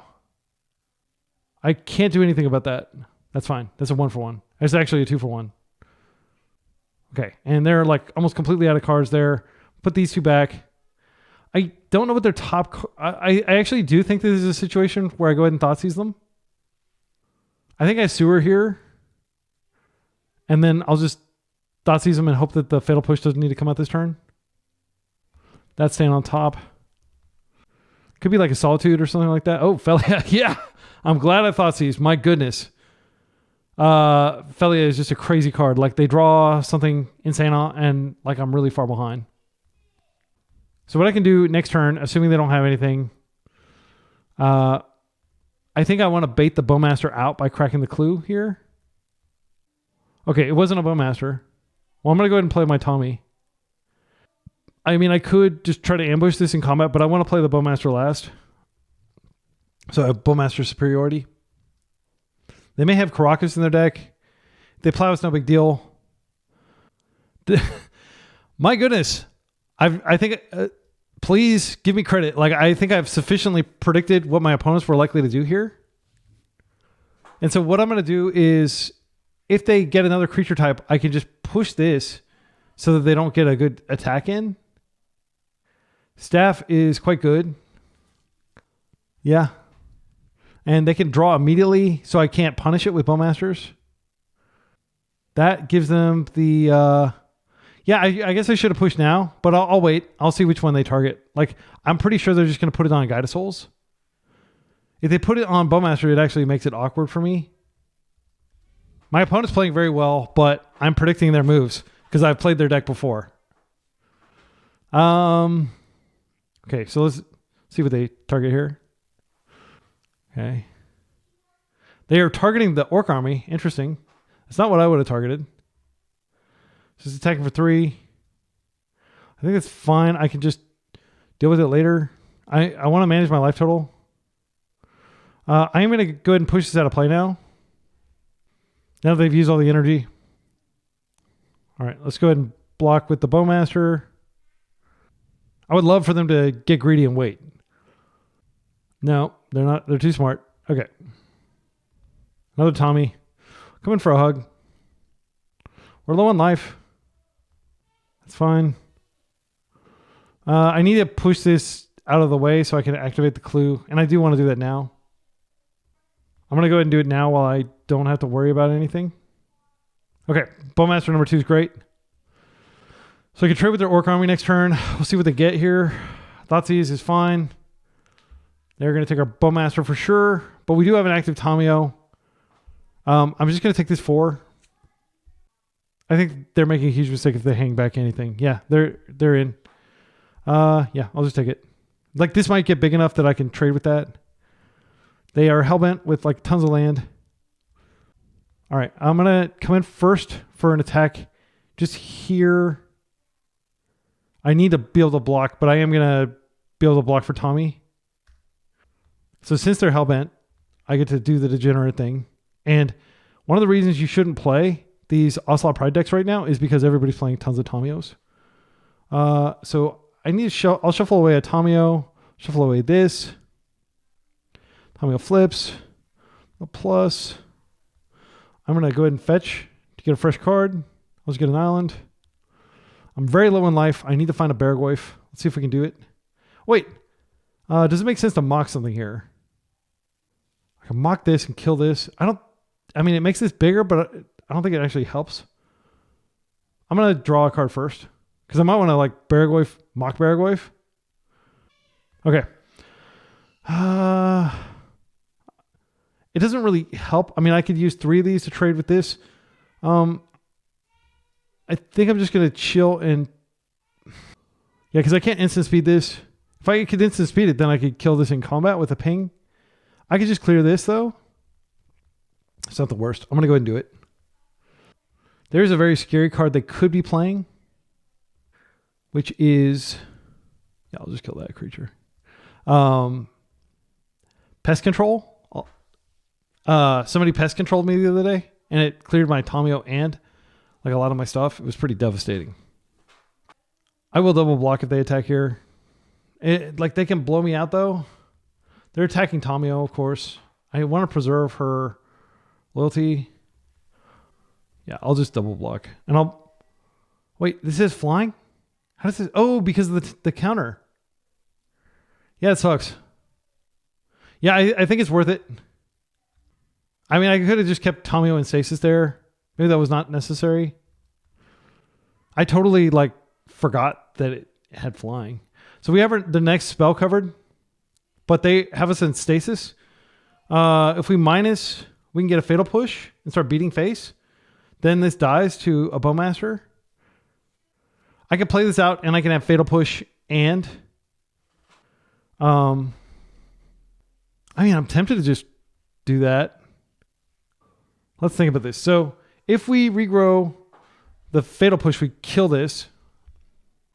Yeah, I think I'm going to do that. I just don't want to have to deal with this for the rest of the game. But if I just keep plussing, I can counter the big Haymaker. Yeah, I'm going to do that. I'm going to plus. I'm just going to attack. And that way I can hold this land in hand in case I find a Brainstorm or in case I want to like draw a Brainstorm later. I'm pretty sure they're going to go for her. If they go for me, I'll be very happy. They are continuing to go for her. This is a fun matchup, but it's made less fun by the presence of Tomio in the format. Okay, they didn't do anything. They could have like an instant speed Bowmaster here. I'm just going to plus. I'll attack. I'm just going to try to whittle down their life. They might have like a 5-drop, like a Solitude or something that they're just waiting for a land for. All right. Yep, they're continuing attacking her, which is correct. It may seem counterintuitive, but it's absolutely correct to do. And that's one of the infuriating things about Tomio, is once Tomio hits the table, she's the ultimate prima donna. Everything's about her. Yeah, I'm going to plus. I think I do want to Bowmaster them again just to do additional attack power. I have a card I can pitch to force if I absolutely need to. But like I'm going to get them dead quicker this way. And I still will force whatever, like they could have a density of really good cards in their hand. Oh, that's annoying. This does block for a turn cycle. I think I just let it happen and take the 1-for-1. So I've got a 1/1 flyer. Not setting the world on fire. It's coming for 2 here. I mean, if I block for a turn cycle, it gets up to 8, but that doesn't guarantee that I get to go all the way. I need to be able to force a follow-up Bowmaster that'll wreck me. Okay, no response. It's nice to end off on this matchup, though. All right. My wife was just asking me if she could use the chainsaw, and I was like, maybe let me do that. Okay. They have 5 lands. I wouldn't be surprised if Solitude came down. I would like to just like force a Solitude if that's what's in their hand, because now they have 5 mana. I'm just gonna keep coming at them. And see, Tomio like is locking them into this kind of awkward line. I think there's merit to just playing that out because now I have force and Fatal Push up. Okay, they're surveilling. They're at 5 now. Okay, they are casting something here. Thoughtseize. Well, I'm going to let them do it. They're going to 3. They're dead on board now. They may have like a very powerful thing. Yeah, they took my force. And if they have like a 2-drop, like a Tomio would, or a Felia would be potentially good. But I think they're just so low on life is the issue. So this is a really cool card. Whenever equip creature and at least one other creature attack, draw a card. They get a creature, like a red creature for this. So this works really well with that cat dude. So this doesn't have haste, does it? Okay, that's fine.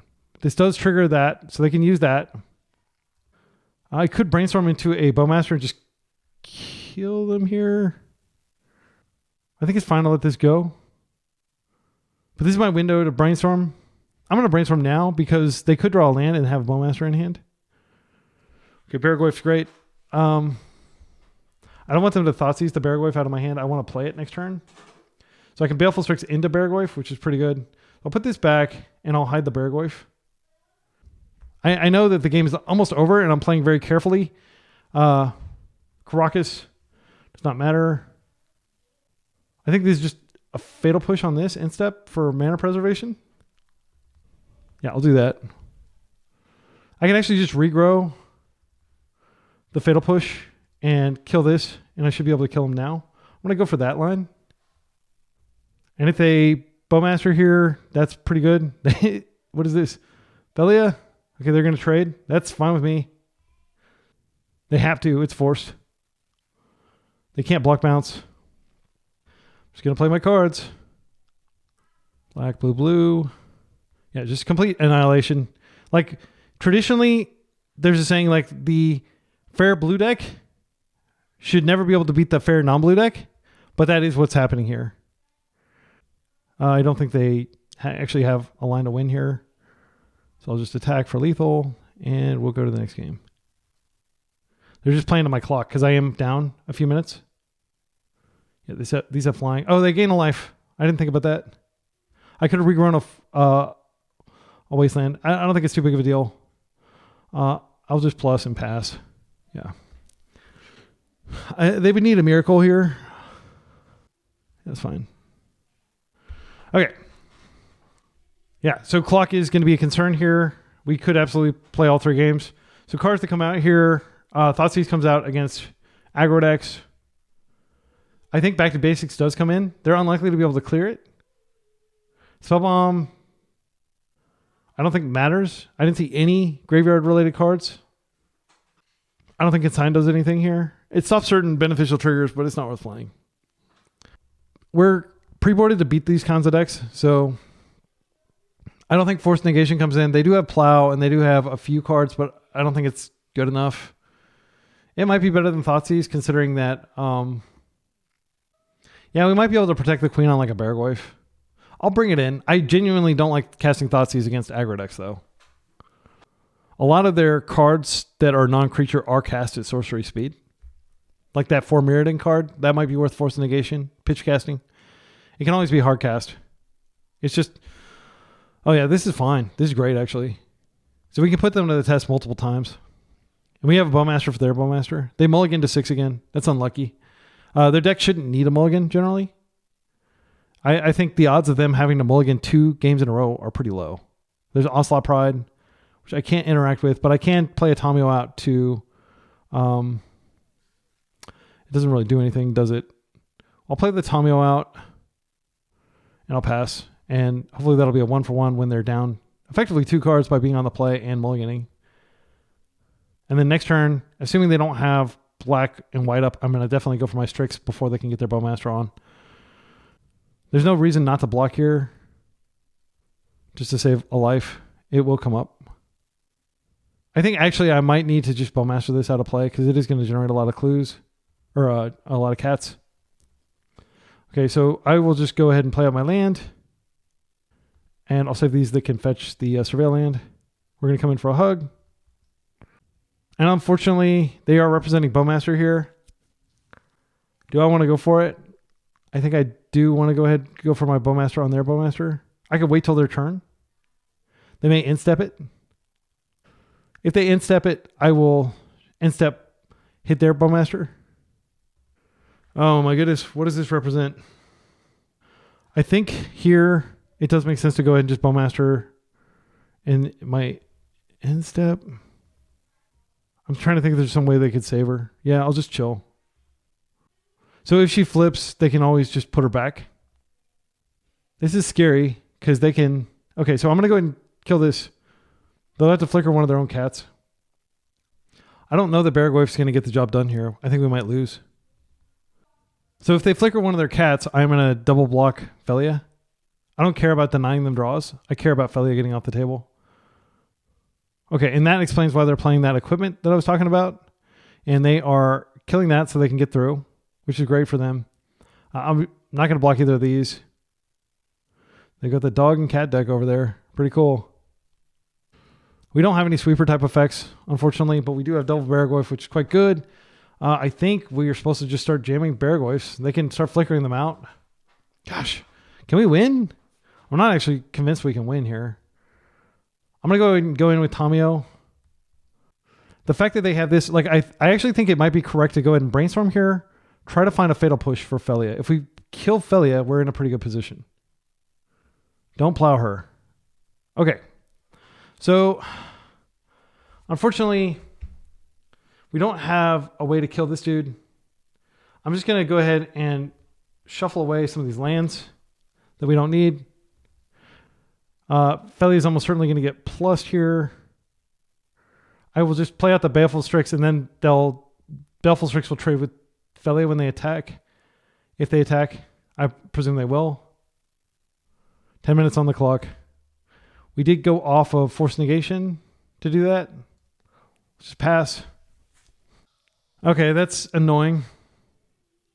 So now we're really far behind. Even though they don't have any cards and we've got great hand, I think they may be able to tread water through these berries, but I'm going to just try slamming berries turn after turn. So these get debuffed. Okay, and they're going to use their Bowmaster to ping my Bowmaster most likely. I could just trade here. I'm not going to, though. I'm just going to let Tamiyo take the damage. Bowmaster comes back in. Probably pings my Bowmaster. Bad all around. I don't think that we can win anymore with the Barragoyf into Barragoyf strategy. I'll try it. I'm just going to F6. I'm trying to... Like, I think it's unlikely that they can't figure out a way to deal with these Barragoyfs, but I want to save clock. But at the same time, I don't want to completely give up because Barragoyf is a heck of a card. It's a 4/5 currently. And now they have to choose whether to blink Tamiyo or blink the Barragoyf. I think they probably blink the Barragoyf. And then they just attack Tamiyo for lethal. But Tamiyo has distracted them for several turn cycles, in addition to creating a bunch of clues. So if the game goes long, and if we don't just completely get destroyed here, Staff is great. For them, they can start blinking that every turn cycle. I think they do have enough card advantage that they will carry the day. Okay, I think the answer here is we attack. One of these cats is going to die flipping this. It's fine. We gain some life. I can't F6 anymore, unfortunately. So this flips that dude. I think I'll just jam one. Barrel number 2. We do have the option of Bowmastering. I want to see what they do first. I'm not going to be able to F6 again. I have to keep my finger up. We could force something. I think they're just going to push this out of the way with here. I think this is just me going ahead and Bowmastering their Bowmaster so I can start drawing clues. This turns off their ability to use the staff. They Thoughtseize one of my forces. It's no big deal. Another. Okay. That's powerful. They can buff all their cats, and I think we probably die pretty quickly. Oh, they plus. They're going to make a sacrifice. Okay, they didn't even attack. They're just planning to do that technique. Okay, so let's go ahead and go in with both the Barragoyfs here. I'll just attack a Johnny with both. I think they're just going to throw some creatures in front of it. So we'll gain some life at least. So -4 ability. It's crazy that it's -4. That's not good for us. If we can't like draw into double Bowmaster here. Can Mockingbird save us? I don't think it can. Oh. So I'm thinking, like obviously we're not going to play a Barragoyf into what's going to be a Wrath effect. And it's a one-sided Wrath effect. I think we concede here. I can't think of a way to win. And I don't want to lose too much time for game 3. We're at 8 minutes to their nearly 16 minutes. So Hydroblast doesn't actually affect the game at all, even though they do technically have red in their deck. I think I want to board in some Thoughtseizes and take out some Force Negations here. Not the full boat, but enough. All right, let's see if we can get like a back to basics blowout or something exciting for the final game. Yeah, that match could have gone either way. I might have missequenced. I'm looking forward to reading any comments and thoughts you have on that previous game. We're on the play now. We've got a great hand. This is snap freaking keep. So Tomio into Strix. I don't even care about Tomio. Plow away. Got Bowmaster for there. Bowmaster. They get to keep their 7 for the first time in the match. Here's the plow. Prismatic Ending. That's fine. It's helpful to know that they have Prismatic Ending in their deck, so we can deprioritize trying to ultimate. So this is definitely just like a Strix. And then once I have the Bowmaster out, like this just ensures that we get to keep Bowmaster superiority, which they do draw cards. Not a ton, but they do have the probably 4 Staff of the Storytellers in there. There's the staff. I think we get in with Bowmasters when they activate. I kind of want to just deny them an activation by playing it out now and pinging this out of the way so we can get our beat on. We're on the play, so it would make sense that we'd be at the aggro deck. I'm probably going to use this to surveil. Let's go ahead and do it. Main phase. I am brazen.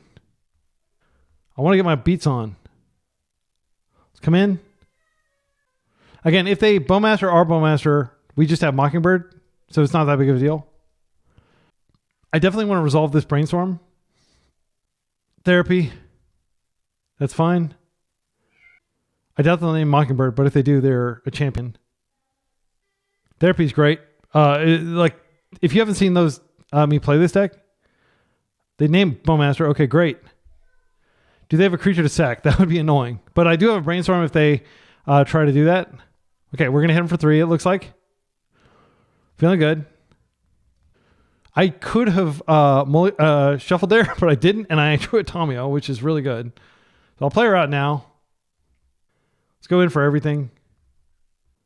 I'm going to continue to hold this Mockingbird and continue to hold this brainstorm as well. I'll play out this fetch. I'm not planning on playing this out. I'm planning on brainstorming this away later. Plow on my Bowmasters. That's fine. They will get the card off this, but it's delayed. They didn't have a land drop. Okay, there's the land. Now, a Johnny. This immediately flips to Cabal Therapy, sadly. Also, if I brainstorm in response to that Cabal Therapy, they can absolutely, like I flip my Tomio, and then I don't get to immediately use her. I won't get an extra card. Bad all around. That resolves. Unfortunately, I also have to use one of these to fetch an island first, and then... So I'm going to have to use both of my fetches here. Okay, so I'm going to go ahead and do this. They aren't able to Bowmaster this. So I definitely want to put the island away. I also want to hide the Mockingbird. What is this? Oh, that's fine. Yeah, it's not a big deal. It's a 1-for-1. I have 3 more where that came from. Okay, these cards are terrible. We definitely don't want this Undercity Sewers. They have 2 cards left. I do think it's probably worth Thoughtseizing them here because we're pretty far ahead. They're going to have a blocker, though. I can always just mock. Man, this sucks because I want to put back both of these, and they're going to probably assume... Like, if they name Mockingbird and I could have put it away, I'll feel dumb. The next level thing to do, of course, is to... not put Mockingbird back and hope that they don't name it so that but that's too greedy. Let's see if they overthink it. They name Orcish Bowmaster. Okay, so I would have been okay. Use that ability. This buffs this. Oh, they've got the whole freaking combo going. Like, this game is falling apart very quickly for us. Okay, so what I'm going to do here, I do want to go ahead and fetch so I don't draw that Surveil. I'm going to do that, and then I'm going to mock. I should Thoughtseize first. I'll go ahead and Surveil now. Is that true? I could find something good. I'm just going to get the Swamp, and like back to basics probably doesn't matter. It is in my deck, I believe. Let's Thoughtseize first. Get some information. Okay, a double Philia. That's pretty damn good. I don't think we're winning this game. The most useful thing I could draw, I do have a land drop to give, would be like a Brainstorm, and then I shuffle away this land. So I'm going to keep blue up. Oh, that's potentially good. Probably not, though. Play this out. I can surveil in step. We'll go ahead and attack Ajani for 1. I'll attack Ajani with this too, if they want to trade. I don't think they're going to. Just try to keep Ajani managed. Okay, they are willing to trade. Okay, they can create a new one next turn. Okay, another Ajani off the top. So their hand is Felia. That triggers that. They can draw a card. Plus here, these get more powerful. Gosh, Ajani has just soloed us this match, hasn't he? I mean, we can attack him, but we can't kill him because he's got that +2 ability. I will draw wild. Actually, yeah, I'm going to draw wild because a brainstorm would be insane here. I think this is just fatal push on this. Wait, fatal push on this. It doesn't really matter. Yeah, I mean, like, this could flip later after I've killed this, so I think it is responsible to just kill that. Then I am going to go ahead and just ram this out. I don't think it's going to have a big impact on the game at this point. Now I attack to try to manage Ajani. It is possible these are their only basics and this does slow down their Staff of the Storyteller Howling Mind effect. I've got 3 minutes on my clock too. That's something to be cognizant of. Baraglyph could be really good here, but I think we're going to get buried. This is really good. This gives them a red permanent. Now they can start blowing up our stuff. Good game. Yeah, I mean, yeah, they have the ability. I'll show you. This is a cool card. I want to play this on my channel. Like somebody pointed out in the comments, like, oh, check out Glimmerlands. I'm like, whoa, that card's awesome. So watch. They can just like dive bomb one of my dudes. And they've got the full synergy thing going. I think that this build that they're playing is probably better than the build that I was previously playing. It's really good. Okay, yeah, we're done. So let's talk about the list. It felt great. I don't have any changes I'd like to make to it. That was a 3-2. Losing to the fair decks. Holy cow, we didn't play. Did we play against any combo? We played against Oops. But like those were hard fought and they were fun. So here's the list. Mana was fine. Mana, I think 19, it may seem like excessive, especially when you're playing a bunch of basics, but in a lot of games, you just need to get your lands under you and then let Brainstorm do its job of putting them back into your deck. We did hit a lot of lands on our Brainstorms in that final game. I think like 2 of the 3 cards we found were lands, so we weren't able to put back that island that we initially wanted to put back. In terms of removal, one thing that this deck is missing is, I think probably we should, if we're going to be going against a lot of fair decks, we should put some Shieldred's Edicts in the sideboard. It answers Planeswalkers, which are good against the Carnforge deck, and it can like in that matchup we can take out all of our Fatal Pushes, just bring in a couple Shieldred's Edicts. So the question is, what do we remove? I mean, my instinct, like, we beat Oops, and we did use a Nile Spellbomb along the way, but I don't run into Oops very often. We should definitely play at least 2 of these, but I'm not sure that we need to play 3. Like, I think it's okay to disrespect the graveyard a little bit when so much of combo is not graveyard-centric now. So I would probably trim a Consign. And I know everybody's like, oh, but Carnforge. Well, Force Negation is pretty good against Carnforge too. And Shieldred's Edict is good. So we'll still have 1, 2, 3, 4, 5, 6, 7, 8, 9, 10 cards to bring in. What would we take out? We would take out all of our Fatal Pushes. We would take out all of our Baraglyphs, I think. Baraglyph's not good against that deck because they can just create a bunch of little pissant creatures. Actually, I'd probably take out the... I would want to take out the Baleful Tricks because it's not relevant to combat. I'd probably keep it because it's a blue card. I might trim 2 of those. Yeah. So 10 out, 10 in. Other matchups that I think are challenging. Well, the Delver matchup we 2-0'd, and maybe that was an aberration, but I feel like we've got a solid Delver matchup, and I wouldn't want to bring all 3 of these in against Delver. Let's think about this, the Delver sideboard. So we take out the 4 Thoughtseize. We bring in 3 Hydroblasts and 2 Nile Spellbombs. And we could also trim Kaito because he's blastable. Yeah. I don't know. Like, but all I will say is like Baraglyph is a hell of a Magic card. And it's really is his time to shine. I I feel comfortable playing fewer answers to Tamio just because Baragwayf can so quickly dispatch of Tamio if it gets through. Now, you are going to run into situations where you can't clear the Tamio. Like we did run into that one time where I think they had enough blockers or they had like a plow. That was against the Beanstalk deck.